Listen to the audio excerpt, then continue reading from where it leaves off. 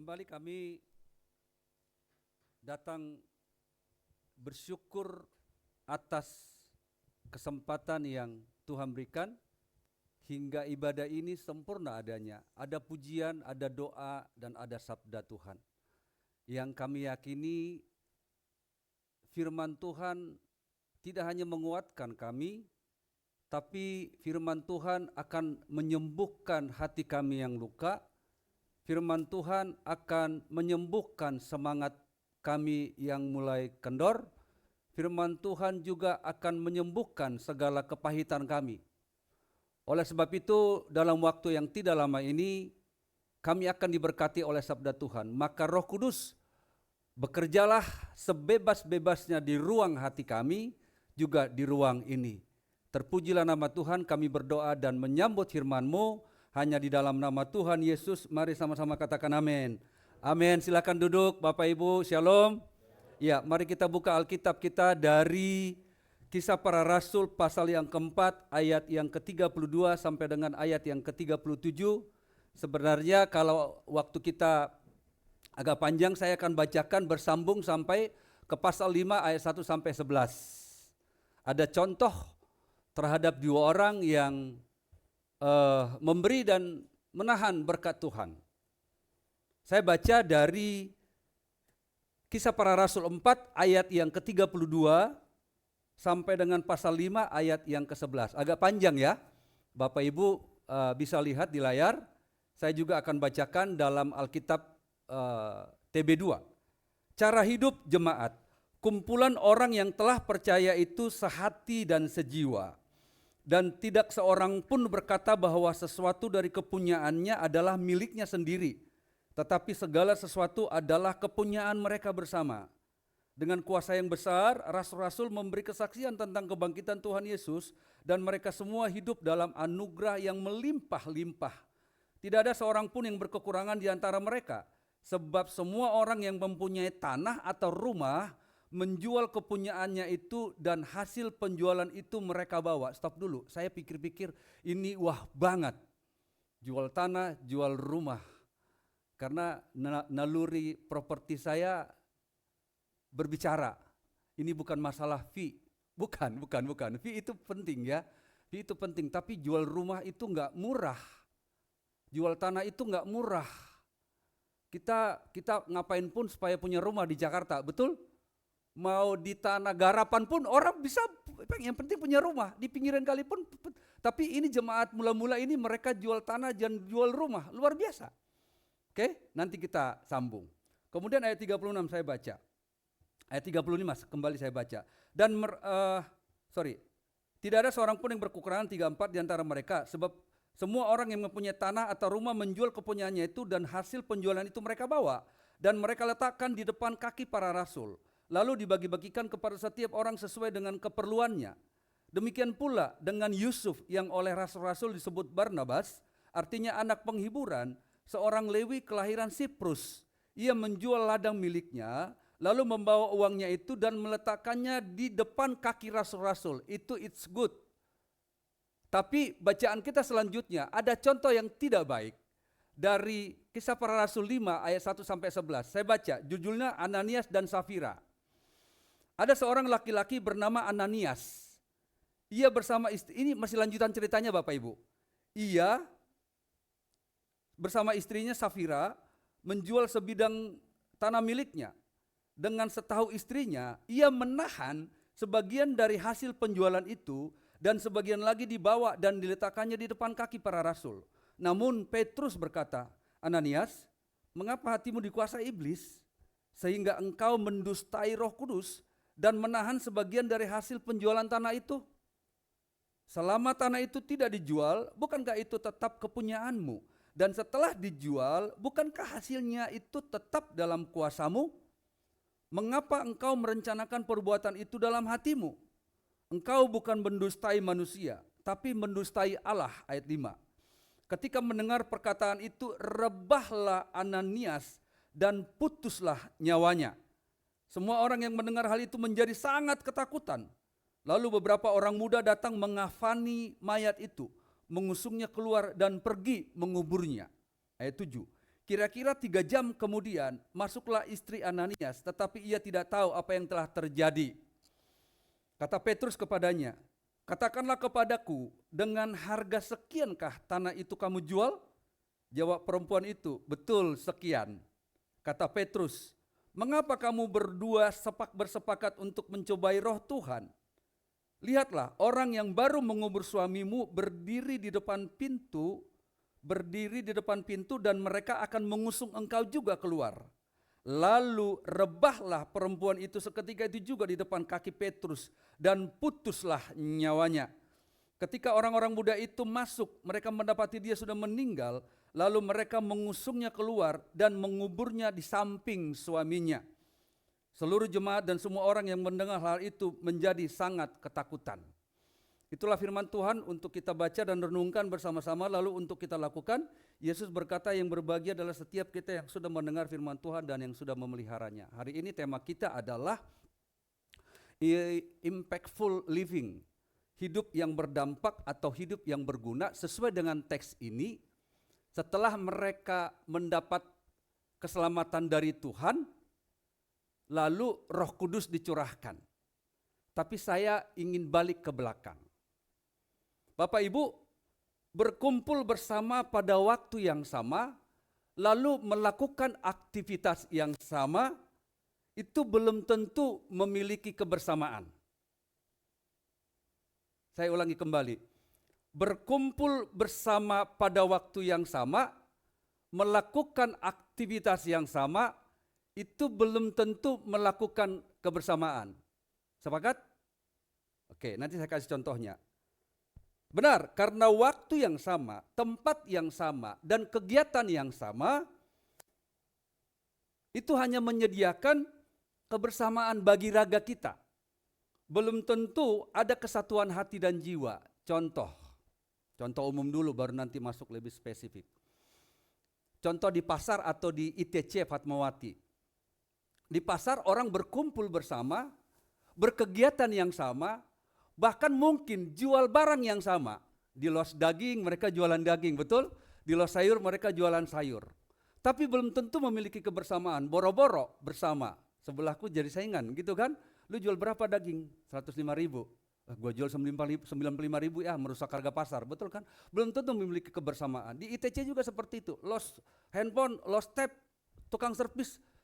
Apakah mereka memiliki kebersamaan mesti bekerja di waktu yang sama dan punya jualan yang sama? Belum tentu, betul kan? Lalu coba, kita orang kantor, kita bekerja di meja yang sama, melakukan kegiatan yang sama, dan tugas yang sama dari bos. Apakah kita memiliki kebersamaan, apalagi kesatuan hati dan jiwa? Otomatis? Belum tentu. Nah, lebih detail lagi Bapak Ibu, saya tidak tahu, apakah di gereja itu terjadi? Kita berkumpul di tempat yang sama, berkumpul dalam waktu yang sama, sama-sama menyanyikan pujian yang sama, sama-sama mendengarkan firman Tuhan yang sama. Apakah terdapat kebersamaan? Apalagi apakah terdapat kesatuan hati dan jiwa? Ini mungkin pertanyaan retoris yang tidak perlu kita jawab. Nah, lebih detail lagi Bapak Ibu. Saat kita di rumah, kita melakukan pekerjaan yang mungkin tidak sama, tapi sama-sama bekerja untuk anak. Apakah memiliki kebersamaan antara suami dan istri? Saya tidak tahu. Ini kembali pertanyaan retoris. Nah Bapak Ibu Saudara terkasih, hal itu terjadi terhadap murid-murid. 3,5 tahun mereka bersama dengan Yesus. Tidur bersama, melakukan pelayanan yang sama, ditolak bersama, apalagi.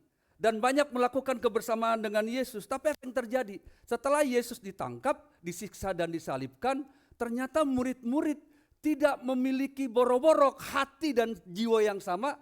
Ternyata murid-murid tidak memiliki kebersamaan. Apa yang dialami Yesus, itu juga yang kami alami. Justru mereka takut mengurung diri. Masuk akal juga, kenapa? Mereka pasti takut terhadap otoritas orang Yahudi pada saat itu, ahli Taurat dan orang-orang Farisi. Mereka takut akan penguasa Romawi. Lah kalau bos kami ditangkap, kami juga ditangkap dong. Kalau bos kami disiksa, kami juga disiksa dong. Masuk akal? Mereka ngumpet. Belum lagi mereka takut sanksi sosial. Takutnya terhadap orang-orang yang menolak ajaran Yesus selama ini. Ya contohlah, saya dengan Kak Sondang sama-sama juru kampanye. Dia kampanye abu-abu, saya juga abu-abu nih. Dia kampanye biru, saya kampanye abu-abu. Presiden saya jagoan, lalu presiden dia yang menang. Nah yang kalah pasti tidak mendapat tempat. Mungkin kesalahan aku akan diungkit-ungkit.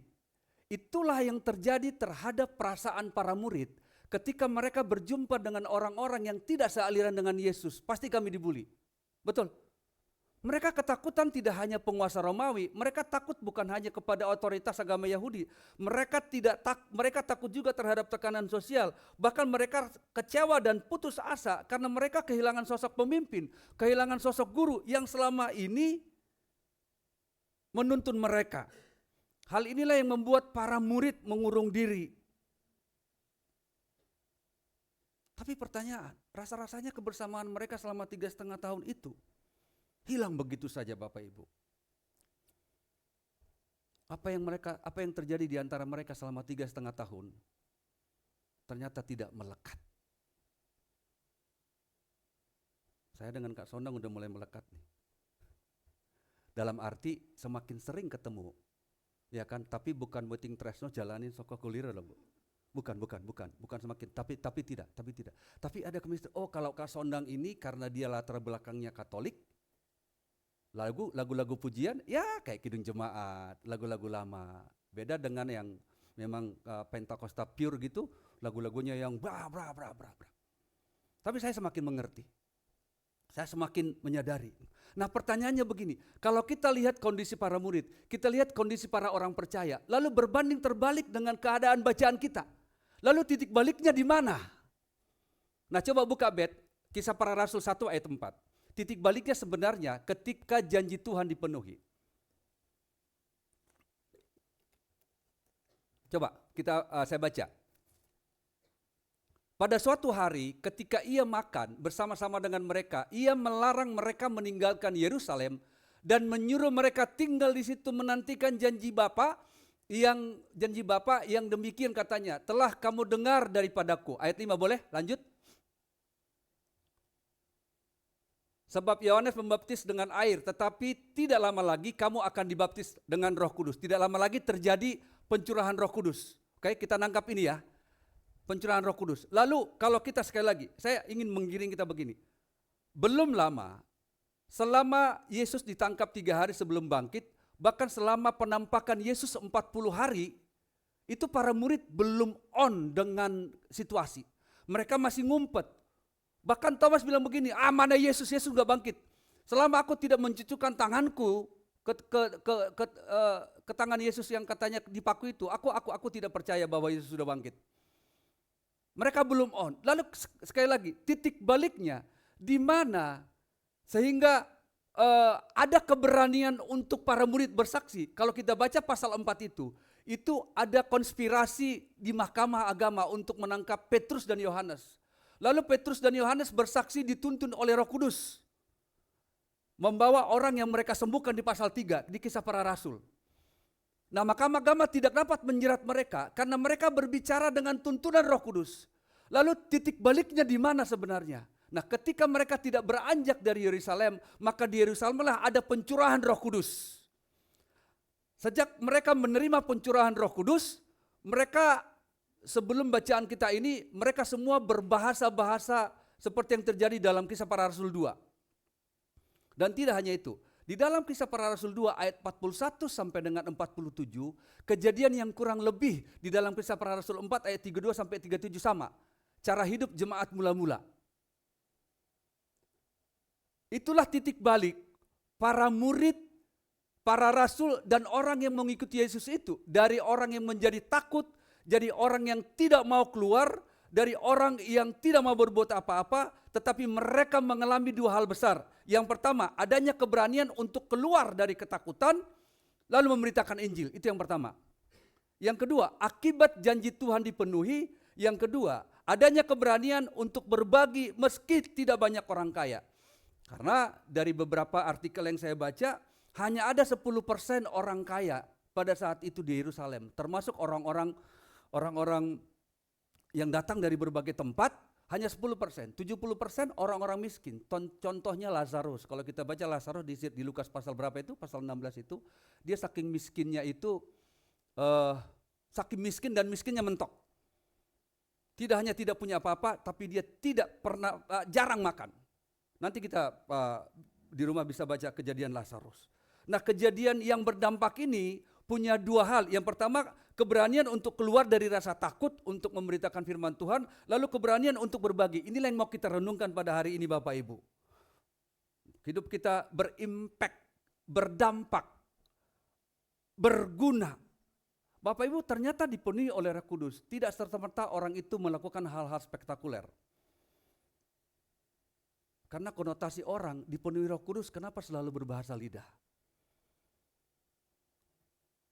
Di Kisah Para Rasul kita nggak ketemu. Di dalam Kisah Para Rasul 2:41. Tapi kalau di dalam Kisah Para Rasul 2 itu mereka berbahasa lidah, betul kan? Itu aja. Tapi ternyata orang yang kepenuhan Roh Kudus itu tidak semata-mata melakukan hal spektakuler, tapi cukup dua. Yang pertama, berani memberitakan firman Tuhan. Yang kedua, berani berbagi.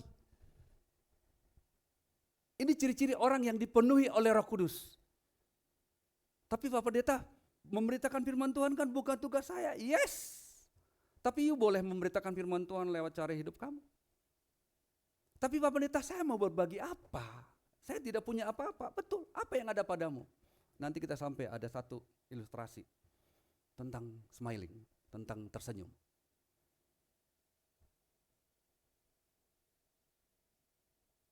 Bahwa kehadiran Tuhan itu membuat orang menyadari begini. Apa yang aku punya itu bukan milikku, itu hanya titipan. Itu yang pertama, bahwa kehadiran Tuhan dalam diri orang percaya atau kehadiran Tuhan dalam orang yang dipenuhi oleh Tuhan, maka ada kerinduan untuk berbagi. Dan itu terjadi pada jemaat mula-mula yang kita baca tadi itu, mereka sehati sejiwa. Saya contek, saya sempat buka Google tadi, apa arti sehati sejiwa dalam Alkitab? Sehati sejiwa itu merujuk pada kesatuan hati, pikiran, dan tujuan yang harmonis di antara umat percaya yang diikat oleh kasih Kristus. Saya baca sekali lagi. Yang terjadi di dalam Kisah Para Rasul 4 ayat 32 katanya mereka sehati sejiwa. Apa itu sehati sejiwa? Sehati sejiwa adalah kesatuan hati dan pikiran. Coba kita sambil merenungkan. Kesatuan hati dan pikiran dan tujuan yang harmonis di antara umat percaya yang diikat oleh kasih Kristus. Itulah yang terjadi pada jemaat mula-mula. Artinya pusat dan sumber kehidupan batin. Apa itu? Pikiran, perasaan, kehendak pada orang-orang yang ada pada saat itu sudah sehati, sudah sepikir, sudah seperasaan, sudah sekehendak. Maka hasilnya adalah pengabaian diri dan pengabaian kepentingan diri sendiri. Apa itu pengabaian? Saya udah gak konsen lagi terhadap apa sih yang aku pikirkan, apa sih yang aku butuhkan. Contoh, berulang kali saya katakan, selain pendeta saya seorang kontraktor. Bukan kontraktor bangunan, tapi sampai sekarang saya masih ngontrak. Ya, itu ya. Saya jadi lupa nih gara-gara kontraktor. Boro-boro saya ngasih. Saya juga masih ngontrak kok.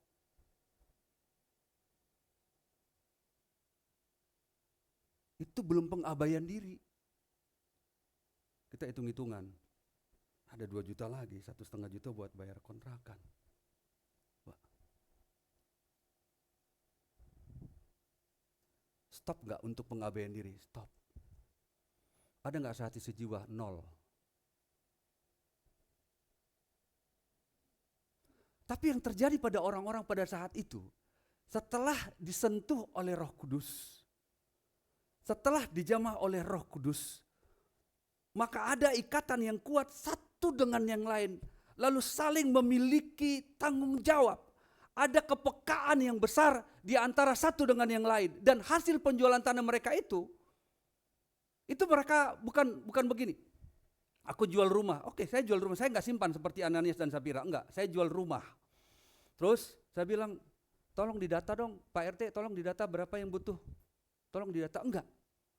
Semua orang yang jual tanah, semua orang yang jual rumah, mereka letakkan di kaki para rasul, dan rasullah yang membagi-bagikan karena mereka percaya Tuhan telah memberikan hikmat kepada para rasul, sehingga para rasul bisa membagi-bagikan dengan adil, mana yang butuh 10, mana yang butuh 2, mana yang butuh ini, mana yang butuh ini, supaya apa? Untuk memenuhi keseimbangan di antara mereka. Kita berkata di antara mereka tidak ada yang berkekurangan. Maka genaplah seperti yang dikatakan 2 Korintus 8 ayat 13 berkata begini. Sebab kamu dibebani bukanlah supaya orang-orang lain mendapat keringanan. Ingat, kita memberi supaya orang lain mendapat keringanan tidak, tapi supaya ada keseimbangan. Keseimbangan itu apa? Hendaklah sekarang ini kelebihan kamu mencukupkan kekurangan mereka, agar kelebihan mereka suatu saat mencukupkan kekurangan kamu. Supaya ada keseimbangan, itu ayat ke-14. Ayat ke-15, seperti ada tertulis, orang yang mengumpulkan banyak tidak kelebihan, dan orang yang mengumpulkan sedikit tidak berkekurangan. Pertanyaan, bagaimana dengan kita Bapak Ibu? Saya mau kita berangkat dari pola yang sama. Apa itu pola yang sama? Kita kan suka mikir begini Bapak Ibu. Emang saya siapa sehingga saya memberi? Aku aja terbatas serba kekurangan. Atau yang kedua, kita suka mikir begini, emang dia siapa sehingga saya harus memberi? Emang dia siapa sehingga saya harus membantu? Kalau itu yang ada di pikiran kita, maka kita tidak akan pernah berdampak bagi siapapun. Maka saya ingin mengajak kita untuk masuk dalam pola pikir yang sama. Apa itu pola pikir yang sama? Mari kita menilai diri kita itu seperti Tuhan menilai diri kita. Sekali lagi, mari kita menilai diri kita seperti Tuhan menilai kita. Apa nilai kita di hadapan Tuhan? Kalau ada yang baca Kejadian 1 ayat 26. Apa nilai kita di hadapan Tuhan? I'm nothing? Nggak juga. Itu jauh banget itu dari Kejadian 1 ayat 26. Kejadian 1 ayat 26 berkata begini. Sambil boleh dibuka, Bet. Marilah kita menjadikan manusia menurut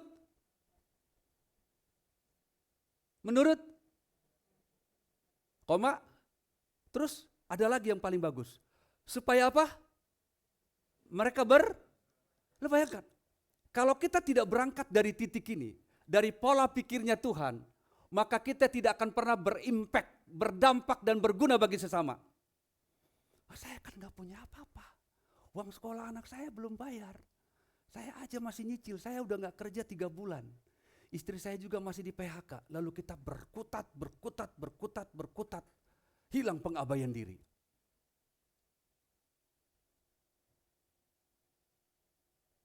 Coba, betapa hebatnya kita kalau kita menilai diri kita dari cara pandangnya Tuhan.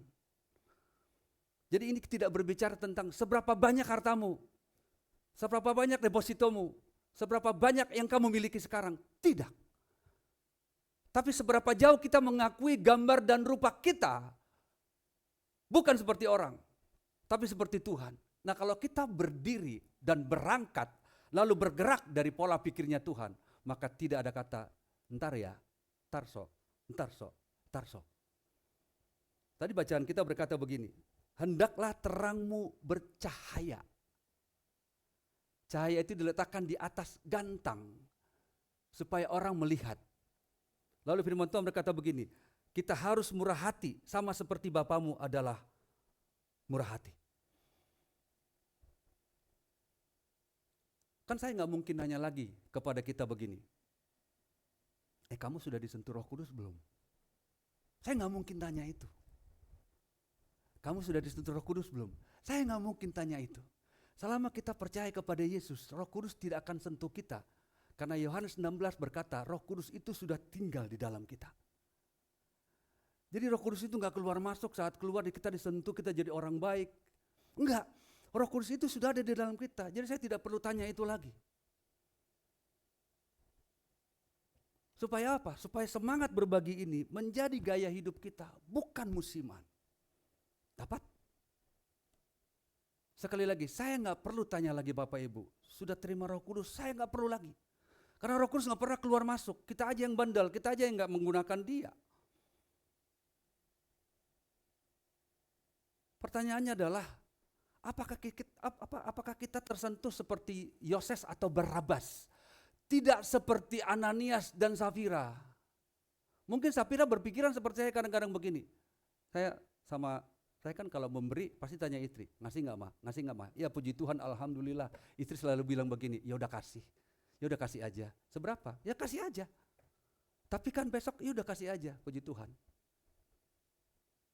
Puji Tuhan. Jadi ini tidak berbicara tentang besok makan apa. Ini berbicara tentang Tuhan menilai kita seperti gambar dan rupa Tuhan. Amin. Pertanyaan buat kita. Kita mungkin gak harus jual tanah.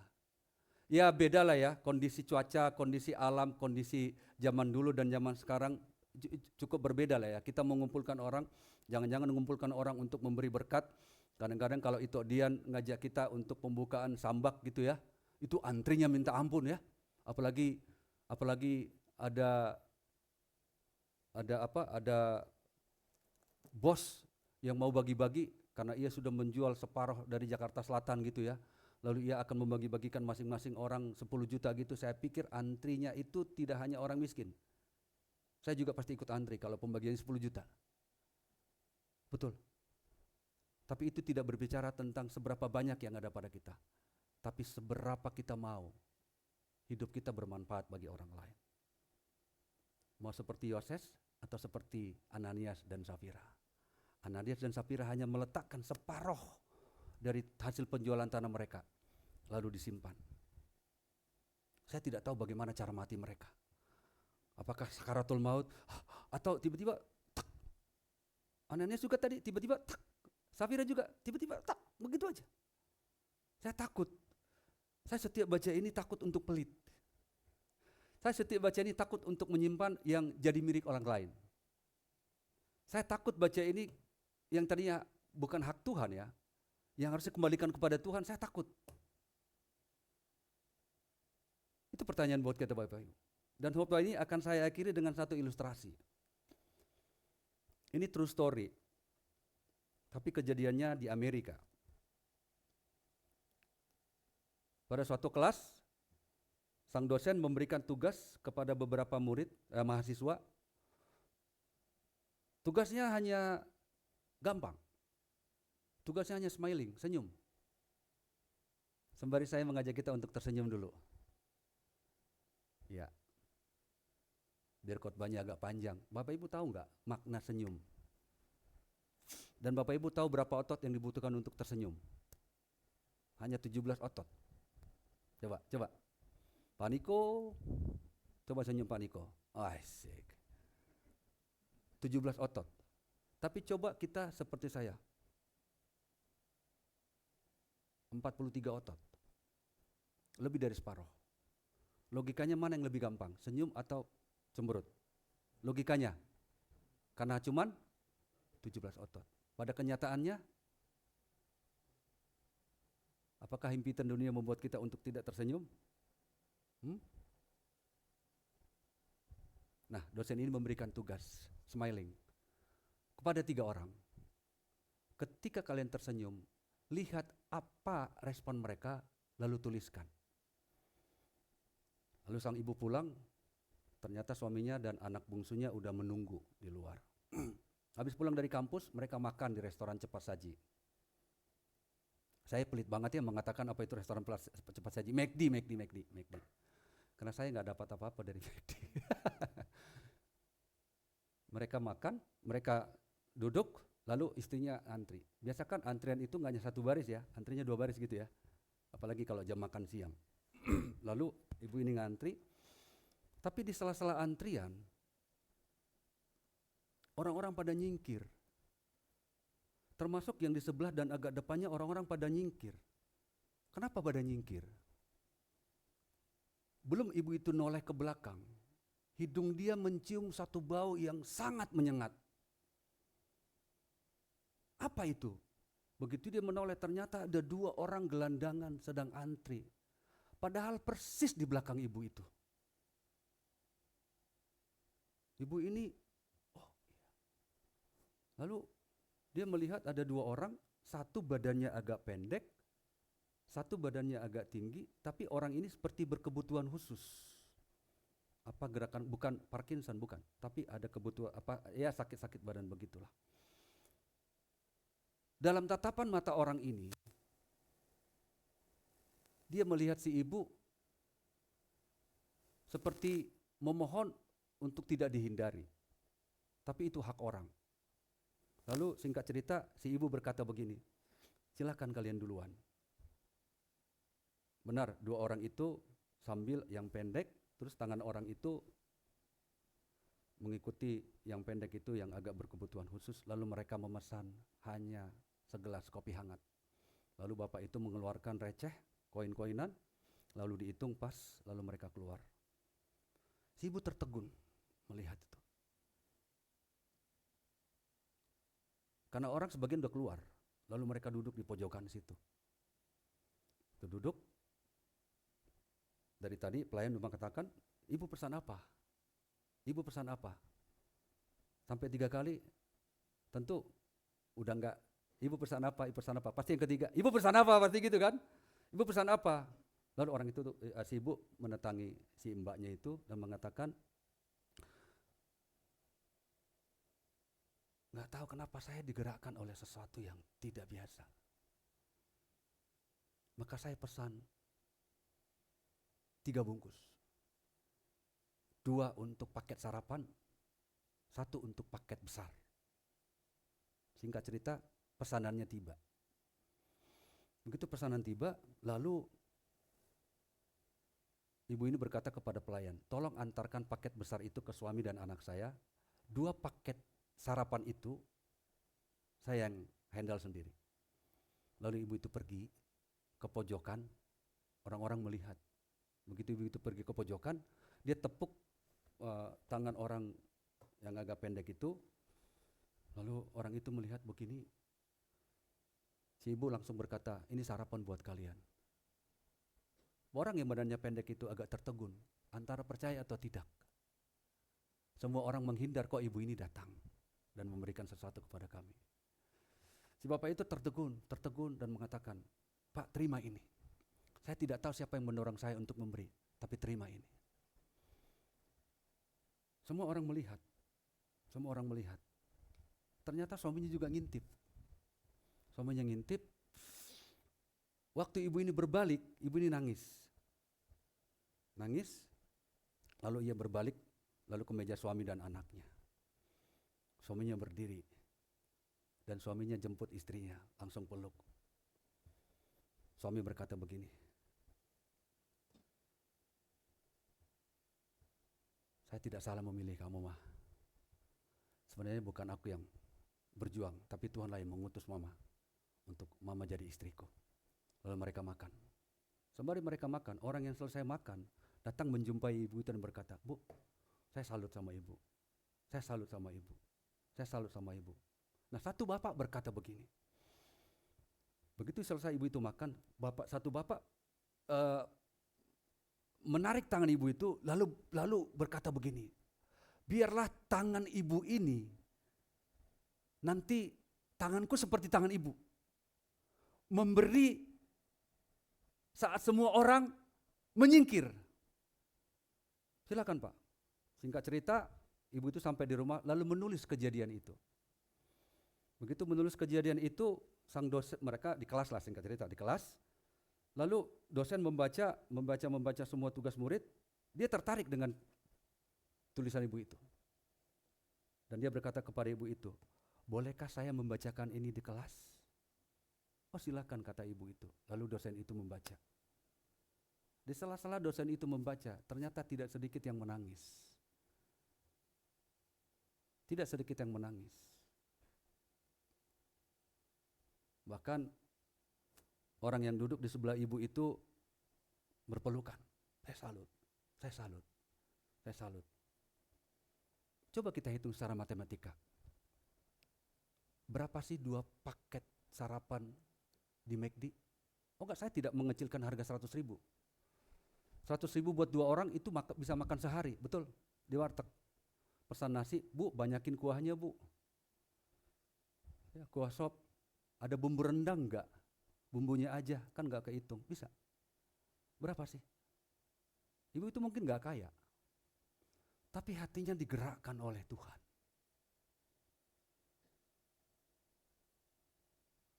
Sehingga ibu itu terkenal di kampus dengan si murah hati. Awalnya tugasnya hanya smiling, hanya tersenyum. Hanya tersenyum. Nah, sebelum ke kampus cerita, ketika mereka keluar dari restoran itu, 2 orang tadi itu, sang gelandangan, itu tersenyum kepada sang ibu. Apa makna yang boleh kita tangkap? Kalau kita berangkat dari pola pikirnya Tuhan, tidak ada kata tidak mampu. Kalau kita berangkat dari pola pikirnya Tuhan, maka kita akan tidak berkata mampu, tapi kita berkata mau. Siapa saja, berapa saja, terserah. Selagi kita ingin memberi, dorongan itu kuat, dorongan itu kuat, dorongan itu kuat. Saya juga masih belajar Bapak Ibu, saya juga masih belajar. Kadang-kadang pola pikirku abai diri itu masih, lah ini kan boro-boro uang kontrakan, uang sekolah anak juga belum bayar. Untung kami, cara Tuhan itu kami diberikan yang punya kontrakan baik hati. Ada kan orang telat jam 5, jam tanggal 5 terakhir, itu kan biasanya bayar pagi, siang udah diingatin, Bu udah siang, sore udah diingatin, Bu udah sore. Kalau kami enggak, 1 hari, 2 hari, 3 hari, waktu COVID setengah tahun kami enggak bayar. Alhamdulillah, cara Tuhan bekerja seperti itu. Nah kalau Tuhan udah memberkati aku sedemikian rupa, tega-teganya kita menutup hati, menutup diri untuk orang. Saya tidak malu tuh kalau orang misalnya habis pesta, habis apa, bungkus yang buat aku, bungkus. Belum nyampe rumah, naik gokar, Mas berhenti Mas. Turun sebentar, Bu ini sedikit makan. Makanya kalau ada pesta, kalau ada apa-apa jangan malu Bu bungkus. Bukan buat kita sih, buat dibagi-bagi. Sayang itu kebuang, itu salah satu caraku. Bungkus aja gak masalah. Bagi-bagi ke tetangga. Kebetulan tetangga kita ada satu keluarga yang ya sangat kasihan. Mereka meski mereka kerjanya di Tempo ya, kata Pak Henry Salaparang. Di Tempo apa itu? Tempo-tempo kerja, tempo-tempo enggak gitu. Kita suka berbagi. Mereka kerjanya apa aja. Kadang enggak makan, kadang enggak. Mereka berbahagia dengan MBG karena satu sekolah yang sampai MBG itu daripada dibuang, mereka terima. Kami selalu, bungkus dong buat saya, bungkus dong buat saya. Kesempatan masih banyak Bapak Ibu. Keputusan ada pada kita. Bukan karena takut seperti Ananias dan Safira, tidak. Tapi ketika kita melakukan ini, kita sedang melakukan hukum Tuhan. Hukum Tuhan hanya 2. Kasihlah Tuhan Allahmu dengan segenap hatimu, dengan segenap pikiranmu, dengan segenap akal budimu. Itulah hukum pertama dan hukum kedua. Dan itulah hukum pertama. Dan hukum yang kedua yang sama dengan itu ialah kasihlah sama manusia. Matius 22 ayat 37 sampai 40. Selamat memberi. Tuhan Yesus memberkati. Amin, mari kita berdoa. Bapa kami yang ada di surga, tibalah kami di lapangan ibadah faktual. Setelah ibadah yang ritual ini selesai, kami diperhadapkan oleh ibadah yang aktual, di mana kami diberikan lapangan yang luas, kesempatan yang banyak untuk kami melakukan hukum Tuhan, yaitu mengasihi sesama, bukan dengan perkataan, bukan dengan lidah saja, tapi dengan perbuatan di dalam kebenaran. Hamba sudah selesai menyampaikan sabda Tuhan. Umat-Mu yang sudah mendengarkan sabda ini, mereka renungkan dan akhirnya mereka menjadi pelaku sabda Tuhan. Sama seperti orang-orang yang sudah tersentuh Roh Kudus, orang-orang yang sudah diselamatkan sama seperti kami. Kami tidak hanya disentuh oleh Roh Kudus, tapi Roh Kudus itu sudah ada di dalam kami. Secara logika kami harusnya lebih daripada orang-orang yang menjual tanah, menjual ladang, menjual rumah, lalu membagi-bagikan. Karena Roh Kudus itu ada di dalam kami. Maka lapangan yang begitu luas ini Tuhan harus kami manfaatkan untuk kami menjadi pelaku sabda Tuhan. Mungkin kami tidak punya uang, tapi kami punya waktu yang luang. Untuk kami bisa datang kepada orang, bertegur sapa, berdoa, memberikan senyum, dan banyak hal yang bisa kami lakukan di luar uang. Oleh sebab itu, berkatilah umat-Mu yang sudah mendengarkan sabda-Mu ini. Agar ketika kesempatan demi kesempatan itu datang, kami bisa perlahan tapi pasti. Dimulai dari hal-hal yang kecil, hal-hal yang sedikit dulu. Kalau tiba saatnya kami bisa memberi banyak, itu bukan karena kami, tapi karena ada dorongan Tuhan. Seperti ibu mahasiswa tadi, dia begitu keras mendapat dorongan untuk memberi. Di saat orang menyingkir karena bau yang begitu menyengat, tapi ibu ini justru datang menghampiri, bahkan memberi mereka sarapan. Biarlah kami hadir seperti ibu ini. Hadir tidak melihat kondisi, hadir tidak melihat keadaan uang kami, tapi hadir melihat seperti Yesus melihat kami, mengasihani kami. Harusnya kamilah yang menanggung dosa kami sendiri, tapi Yesus penuh kasih kepada kami. Engkau sendiri yang naik, gantikan kami hingga kami diselamatkan. Mampukan umat Tuhan untuk menjadi pelaku sabda-Mu. Di dalam nama Yesus kami berdoa dan bersyukur. Amin.